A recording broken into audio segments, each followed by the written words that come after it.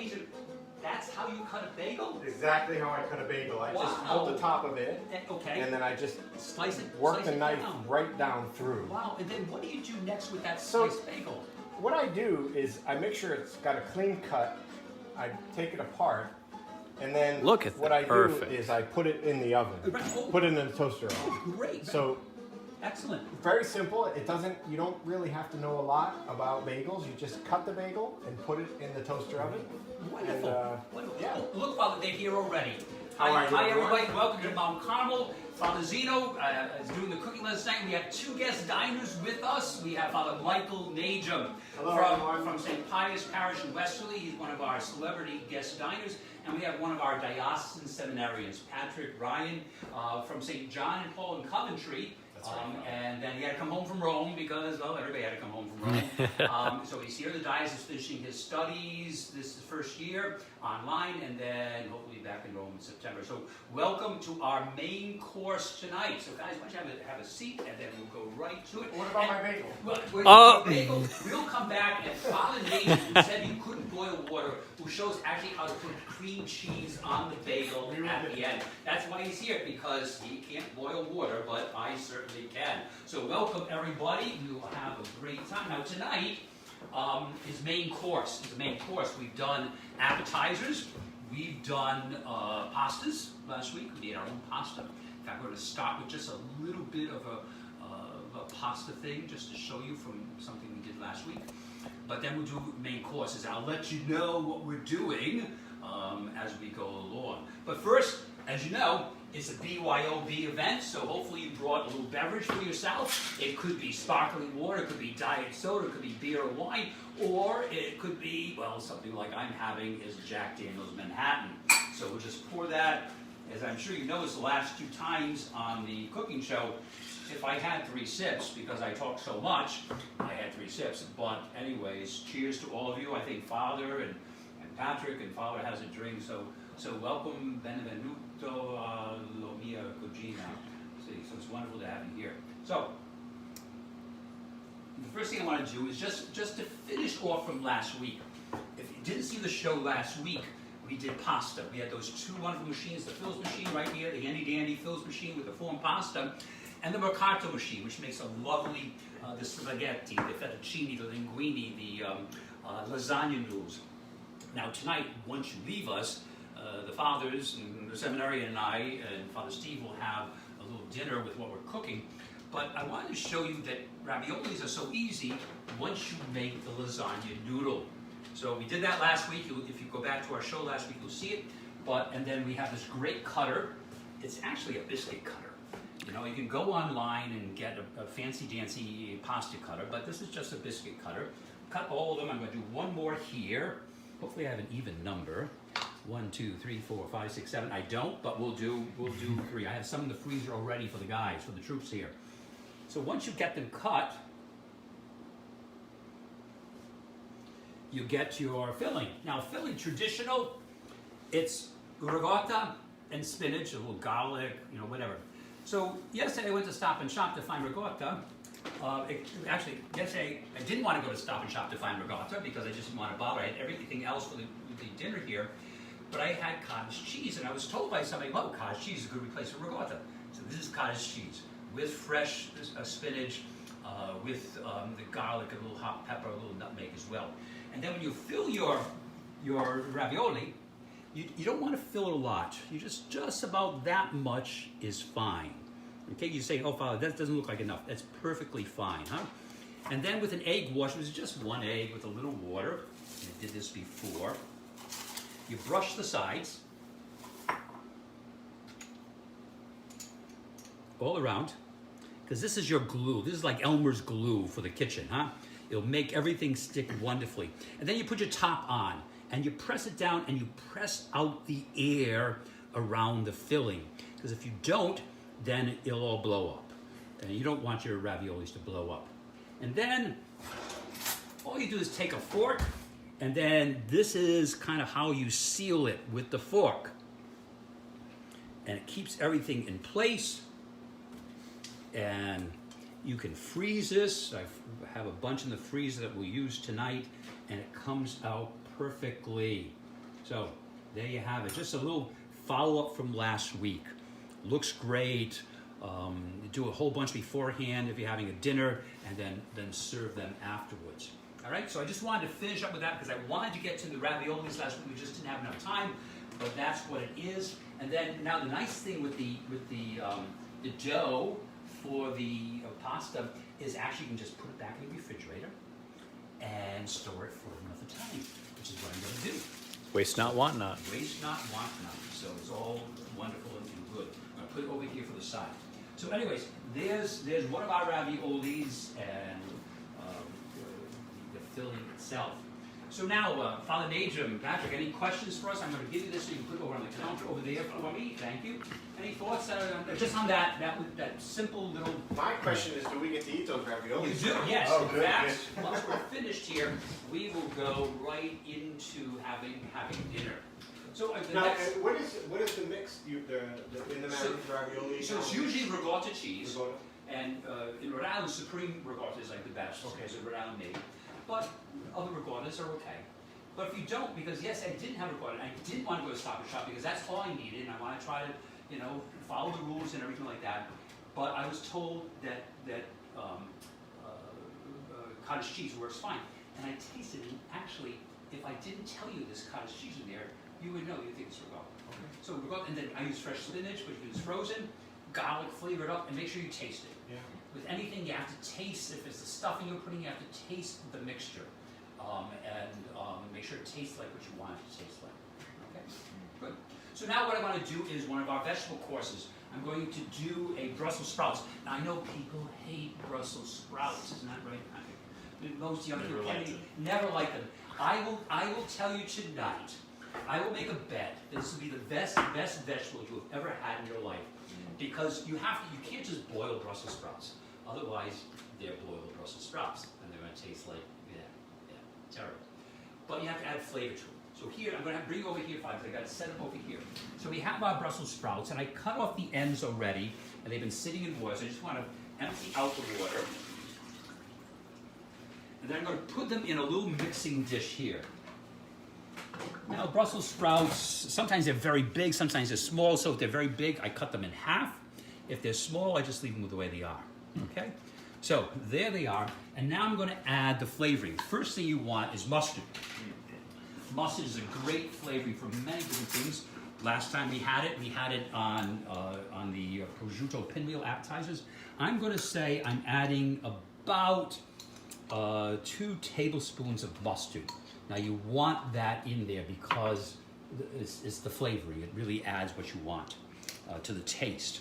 And then honey, any kind of honey. Local honey is fine. This is just an orange blossom honey, and the mustard and honey is always very good. And this will add a sweetness to the spiciness of the mustard. So if I would say how much honey I'm adding, I would say that's maybe a good tablespoon and a half. Okay? I'm Italian. I don't do measurements. You have to get over it. That's the way it goes. All right? Then likewise, salt and pepper. I have it already here. It's about a teaspoon of salt and a half teaspoon of pepper. And then some olive oil, which would be about maybe 2 tablespoons, and some garlic powder. Listen, go heavy-handed on the garlic powder because you want that nice garlic flavor in the background. And then what you're going to do is you're going to mix it up. You're going to make sure it's all coated with this wonderful flavor. Usually use a spatula, but it's over the sink and I don't feel like walking over there. So we'll just do this like it is, right? What if you're not a mustard fan? So this is a Dijon mustard, so that's a spicy mustard. So I've done this, one of my signature ways is to do it just with olive oil and balsamic vinegar. So no mustard, olive oil, balsamic vinegar, and at the end put Parmesan cheese on it. So, but the mustard is this kind of little French thing. But for many a time, I just do the balsamic vinegar, the balsamic glaze, olive oil, and lots of garlic powder. So if you can see, so it's now all nicely coated. And then what you want to do is put it on a sheet pan, which I have one readily available here.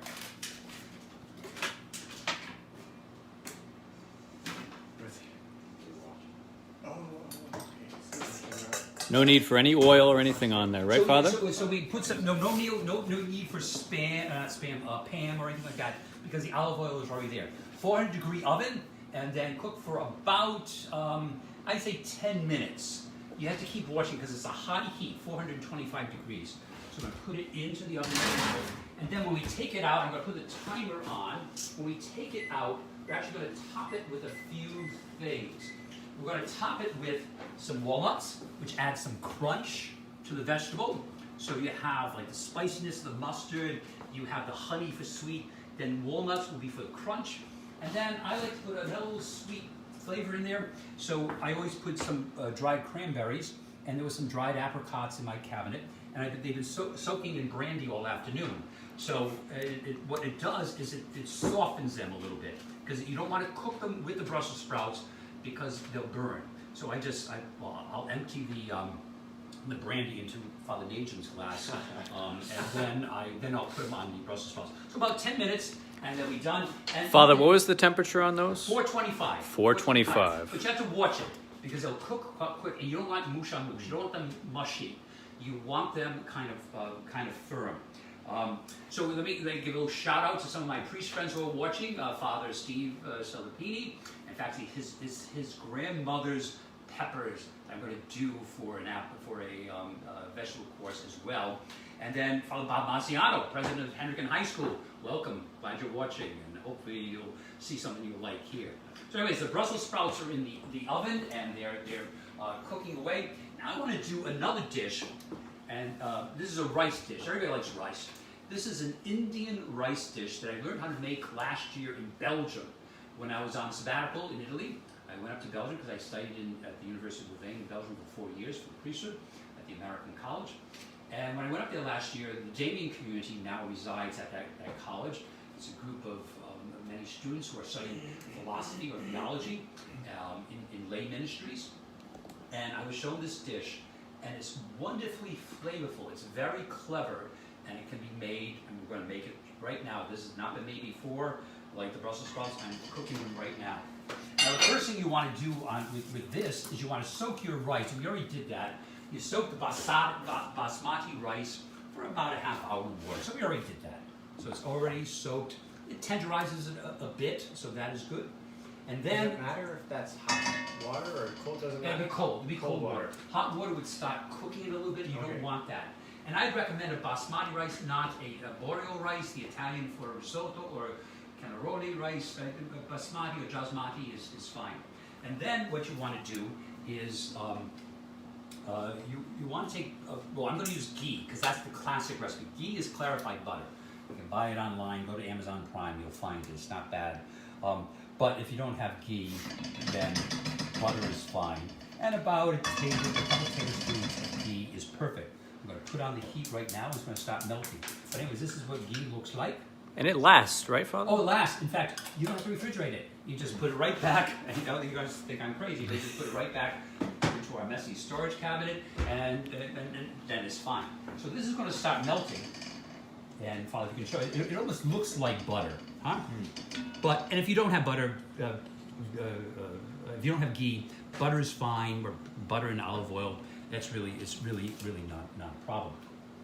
So once that melts a bit, then you're going to put in the flavor, and the flavor is a whole bunch of spices. You're going to put in bay leaf, you're going to put in cinnamon stick, you're going to put in cloves, and you're going to put in cumin seeds or jeera seeds. That's why it's called jeera.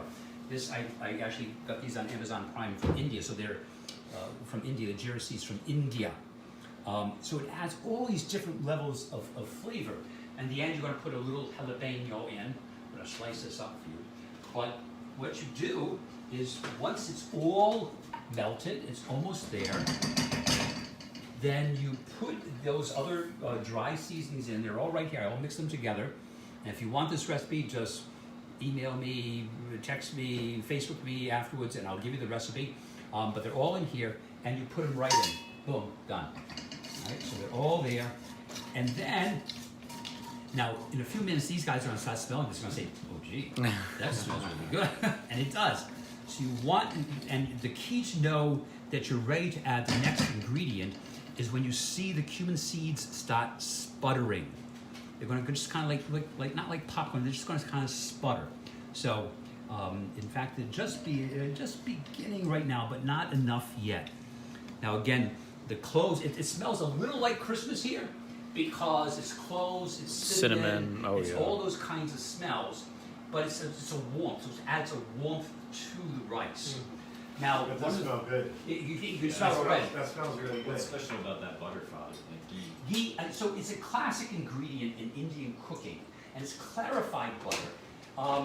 So I'm not exactly sure how it's, because I've done it with regular butter, I've done it with ghee, and I'm not sure if the taste is completely different, but you follow the classic recipe, and that's what you do. Now this is a jalapeno pepper, so I'm going to take out the membranes and the seeds, unless you like things real hot, because that's where the heat is the membrane and the seeds. So out they go into the garbage disposal, and then I'm going to slice them up so that they'll be ready to go into the rice. And I'm going to slice them up kind of, thinly, because you don't want a big, huge bite of jalapeno. But once you take out the seeds and the membranes, then you're fine. This is not going to be, you're not going to burn the roof of your mouth off. It's going to be absolutely delicious. You'll see.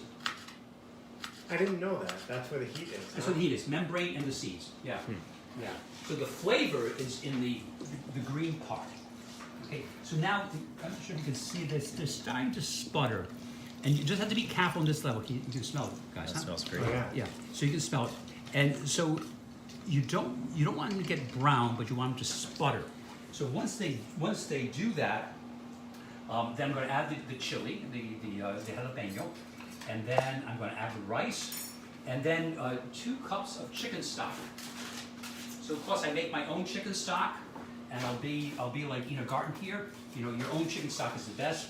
But if you don't have your own, well, store-bought is fine. Just don't worry about it. But if you have your own chicken stock is great. Now, can I? This might be a stupid question. No, there's no What do question. how do you your own chicken stock? So you can go to the store and buy it. You But certainly can. what do you do? Like So if I make a roast chicken, you just so I keep all the bones. right? No, I keep the bones. Okay. Okay. Get all the bones with roast chicken. Every little bone. I grab them off of Father Steve's plate. I put them into a big pot of boiling water. Boil it like for 4 or 5 hours. Okay. You have a chicken. You clarify it. You take all the bones and everything out. And then you freeze it. Mine freezes downstairs. Someday I'll take it to my freezer downstairs. We have chicken stock, we have chicken broth, we have minestrone soup, we have chicken soup, we have pasta sauce, we have everything. I've been doing this all my life. Wow. So when But it makes a lot. It makes a lot of the broth after you boil the bone. Absolutely does. A lot more than you would think. So now this is ready for the rice. I'm going to put the rice right in. So I'm going to turn the heat down a little bit. So I don't want the rice to burn, but you want the rice to be flavored with this flavoring. All right. So the rice is in there. It's cool. And Patrick, could you give me the jalapeno peppers? Thank you. So this is going to go right in with them too, so they start cooking. So they're in there. They're doing good. There's a sweetness to the smell. Sweetness to smell. Oh, I tell you, you ought to love this dish. And it's my friends in Belgium at the Damien community who showed me this. We had a great dinner that night. They invited me for dinner, and I'm thinking, do they know who they're inviting? And they cooked a great meal. So now it's coated with all of that, and now we're going to put in the 2 cups. So it's 1 cup of rice, 2 cups of broth. Okay. And that'll stop any burning, won't it, Father? Right. So once you do that, it's going to be fine, and then it'll cook. Hey, Father Chris Murphy, you're out there, huh? You're watching us. Father Chris Murphy is the rector of our seminary. So he's obviously keeping an eye on Patrick here. Patrick's doing well. He's just sitting here waiting for dinner. Gotta be home for curfew. And yeah, be home for curfew. and Father Chris Murphy, if you're nice, we might have you down here too. But you have to be able to cook something like Father Najum, like the bagel. I mean, who knew how to cook a bagel like that? I tell you. Anyways. So I'm going to put this up high because it's going to only take about 5 minutes to cook. Let me try to put everything in. And then at the very end, you put in cilantro. Now, again, when I went shopping, there was no cilantro. Hey, so I have dried cilantro, but fresh is better. So I'm going to chop up some parsley. I'm going to put a little bit of both in at the end. But cilantro is the classic for this. Mr. Murphy said he's still on step 2. You have to go back.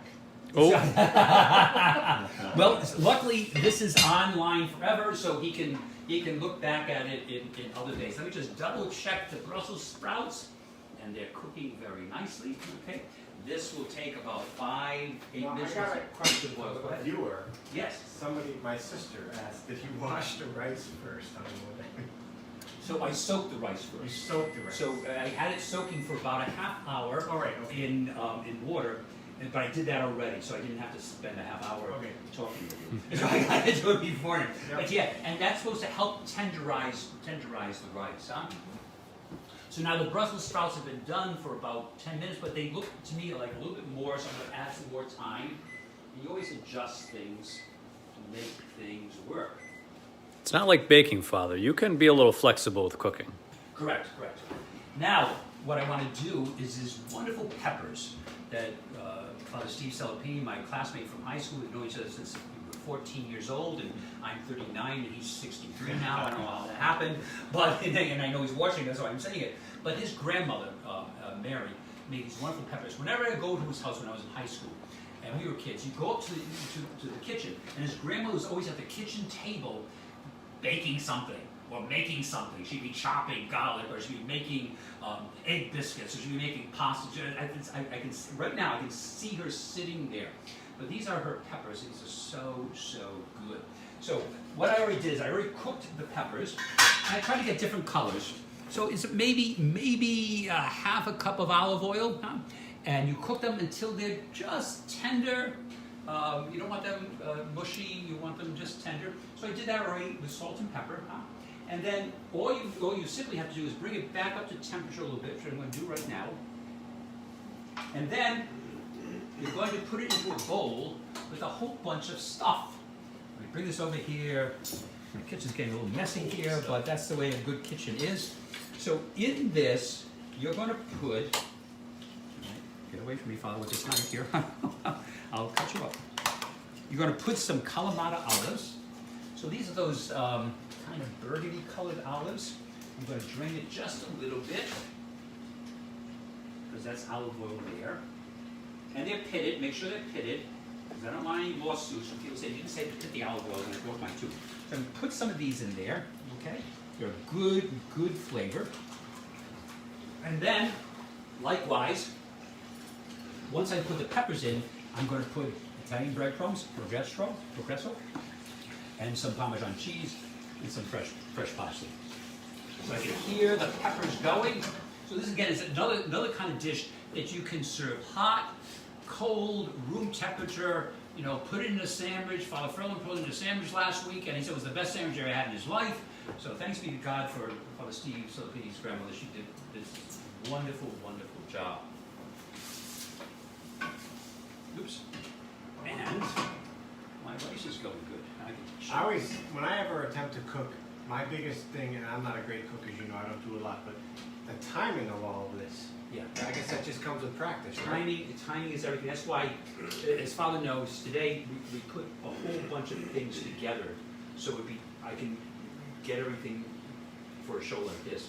If you're just by yourself and hanging out, and you don't need to be as practiced with it. So now the peppers are back up to room temperature. I'm just going to put them right in on top of the olives. That smells good, huh? Just double check the Brussels sprouts. They're doing good. Okay, so I'm going to mix that together, and now I'm going to put some nice. All those cooks on the cooking shows talk about you put the nice breadcrumbs in, you put the nice olive oil in. So I'm wanting to go to Stop and Shop and find like the bad olive oil or the bad, the not nice breadcrumbs. Okay. So then you just put the breadcrumbs right on top, the nice Progresso seasoned breadcrumbs, and then you want to put some Parmigiano Reggiano. So I always grate it myself. You can buy grated Parmigiano Reggiano, but do never, ever buy the stuff in the green can. That Kraft stuff that has a letter S instead of a letter G, it's fake stuff, it tastes terrible. once you have the real stuff, which is a little more pricier, then that's what you want to do. So you want to put lots of cheese on this, huh? I love that. What kind of cheese is that? This is Parmigiano Reggiano. Oh, I love That's that. right Yeah, in it's Italy, the right? best. So That's right from Italy. right off the wheel. Yeah, right off. That's the wheel. great stuff. So it is more expensive, okay, but you get what you pay for. You get what you pay for. We're informed. When you're in the midst of the pandemic, Oh, yeah, you spend what you need to make the food taste good, right? Yeah. Indeed, you do. Now I'm going to put fresh parsley, and you know what the interesting about parsley is of course it's everybody the leaves and everything, but the stems have the most flavor. So just cut the whole thing up. I washed it already. You Is put that it almost on like is that classified as like a salad, basically? I mean, or no? This- is that? this dish here. Yeah. Yeah, You so could I- use it as it. You can Yeah. use it as a salad. I served it a few weeks ago and just put a little bit of arugula and served it as a little side salad. And there it is. Wow. Colorful. And then I like to serve it room temperature. So that's what we're going to do. So I'm just going to put it off to the side and we are good. Huh? You got a picture of that, Father? Very good. Absolutely. We're going to put it over here. Don't touch it, Father. No, I won't. We just double check the Brussels sprouts today. They are fine. I'm going to take them out of the oven. I'm going to show you them. They're nicely done. When I come right over here, so you can get the picture, I'm going to just get a spatula, turn them over. Again, you could make this for a meal and make it early in the morning and then serve in the evening and you'd be fine. Just warm it back up. And the flavor is wonderful. In fact, Father Steve is always my taste tester. And so it's a little hot, but I'm going to let him taste one of these and see how he likes it. So I'm going to switch cameras so he can get on the camera. There you go, Father Steve. And of course, it tastes wonderful, doesn't it now, Father Steve? Now, I, like many others, would have never had a Brussels sprout before I became an assistant here at Mount Carmel. But here, It's a little hot, so can get the mustard, the honey, yeah. definitely. And Patrick, Sweet just wait till you try this.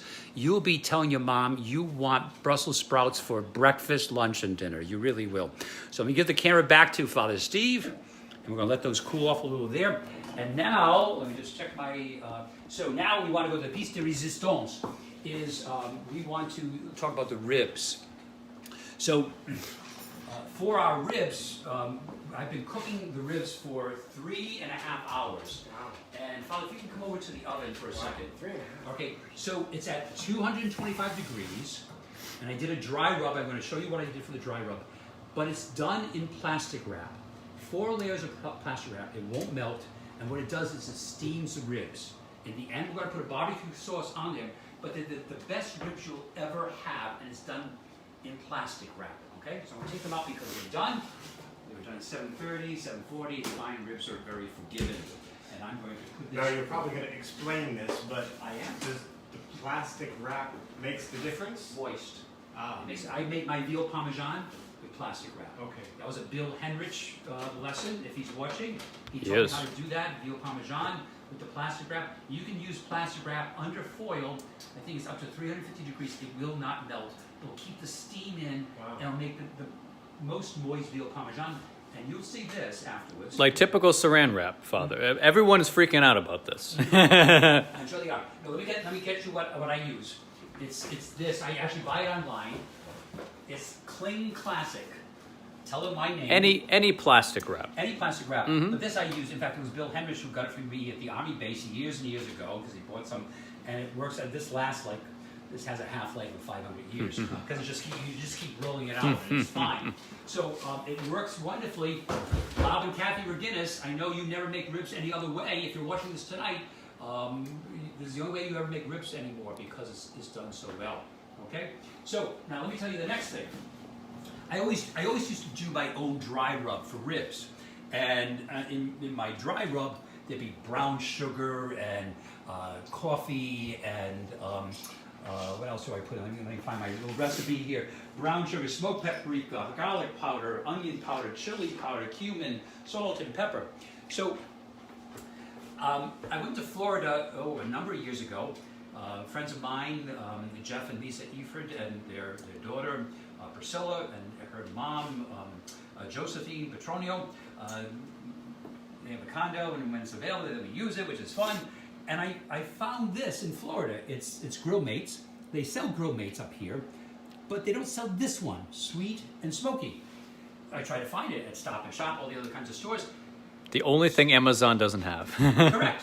So now I have to go to Florida every year because I have to stock up on this. So that's why I go to Florida every year, and also to visit my good friends Jeff and Lisa and Priscilla and Josephine. So this is great stuff. You can find it online. If not, next time I go to Florida, and that'll be real soon, I'll pick some up for you. But this is what I put as a dry rub, and I'm going to show you how to do that. Let me. This is just a sheet pan, Father, right? That it's on? It's just a sheet pan. Yep. Yep. So let me show you what I do.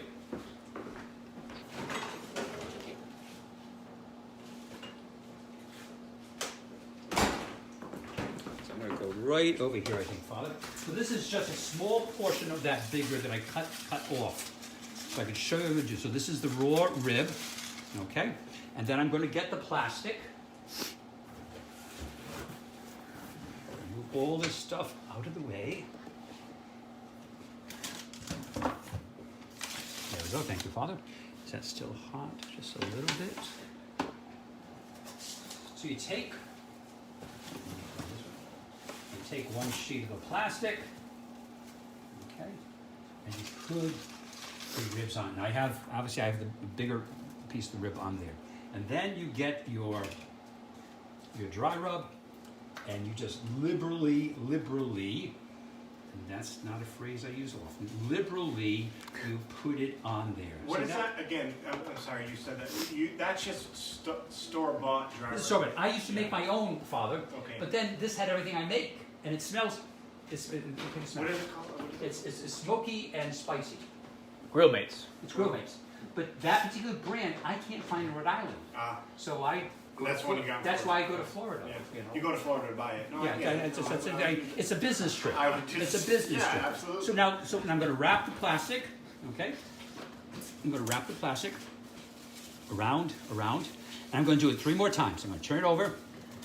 Get the plastic again. Now, Father, you don't poke any holes in this or Oh God, anything. no! Oh God, no! You got to keep all the moisture in. Yeah, you keep the moisture. The Now, holes. why? I mean, 4 times.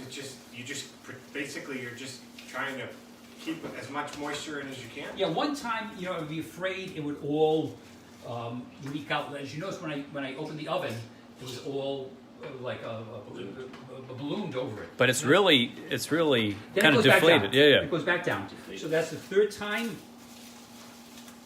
And then every time I do it, I just turn it over, and this is the 4th time. Wow. Now, what's interesting is, now I'll just put this in the freezer. I can freeze it like this, take it out when I want, and cook it. Huh? Wow. Okay. So, and as I say, and the guys later on, you can Facebook them or message them and ask them, was it really good? Did it taste all right? All right. So now what I want to do, the final thing, is I want to make the barbecue sauce. Because once we take the, this is bugging me, here we go. Once we take that out of the plastic, I'll put it back under the broiler. And I'm going to put barbecue sauce. And the barbecue sauce is a Jack Daniel's barbecue sauce. Who would have figured? Let me get the ingredients. They're all right here.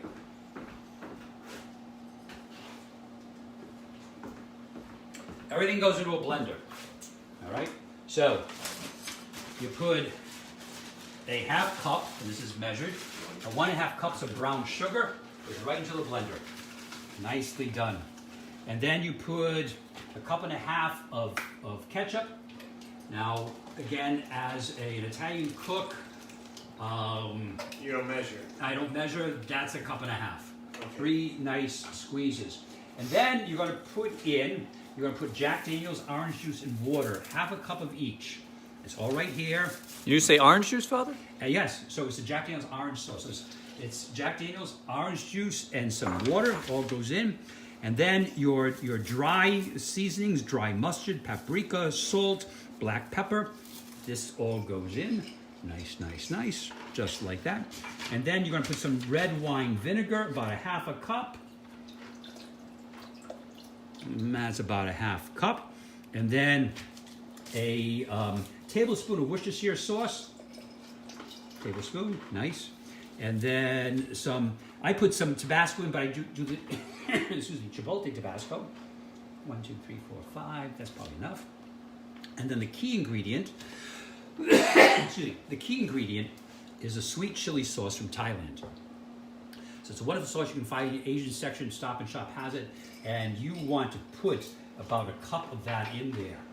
All right, so that's a cup. Okay? And there you have it. If you want these ingredients, I'll give them to you. Did I get everything? Yep, I sure did. And then into the blender it goes. And we need a cover for the blender. That's just a KitchenAid blender, right, folks? KitchenAid, any kind of blender. And you put it on.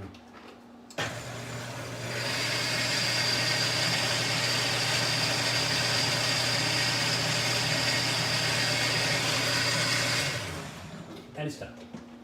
And then all you have to do is with the ribs, and you take them out, you put them back on the broiler, you just brush this on. But the taste is can you smell it? Smells like Jack Daniels. Smells like Jack Daniels. We like But that. I'm going to take out 2 spoons because I'm going to have. Who tasted something already? Did you? One of you guys taste anything already? I did not taste, but Okay. we should let the. Yes. Let me just make sure. All right. So we're going to let Patrick taste this. Just put a spoon in. It's a clean spoon. And there's your marinade.